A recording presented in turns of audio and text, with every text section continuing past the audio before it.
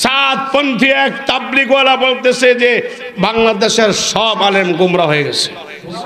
নাউজুবিল্লাহ বলবে না? আমি বলেছিলাম তোর জিহ্বা টেনে ছিঁড়ে ফেলবো। বাংলাদেশের সমস্ত আলেমরা গোমরা হয় নাই, তোমরা গোমরা হয়ে গেছো, ঠিক কিনা বলেন? আমাদের 2,500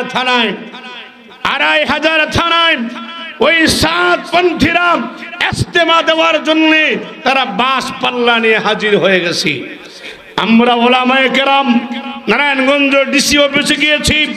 আল্লামা মামুনুল হক সাহেব সহ, মাহবুবুল হক সাহেব সহ, জুনায়েদ আল হাবিব, হাসান জামিল সাহেব, খালেদ সাইফুল্লাহ ইবি, আরিফ বিন হাবিব সাহেব, বাংলাদেশের যত আলেম আছে, মনির হোসেন কাসেমি সাহেব, সমস্ত বড় বড় আলেমরা আগামীকাল সকাল 9টায় 2,500 বালু মাঠে আসবে। মহাসমাবেশ হবে, ইসলামী সম্মেলন হবে। ওই সাতপন্থী গুন্ডাদের বিরুদ্ধে, সাতপন্থী ওই জালেমদের বিরুদ্ধে আগামীকাল 2,500 থানায় সমাবেশে বাংলাদেশের সকল বড় বড় আলেমরা আসবে। আমরা যাবো তো ইনশাআল্লাহ?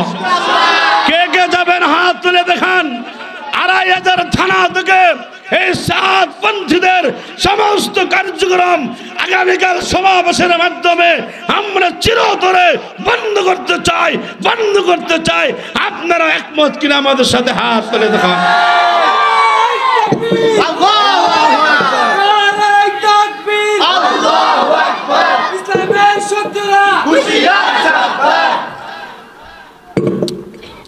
আমার হাতে সময় কম, 1-2 মিনিট। কবরে যাওয়ার পরে 3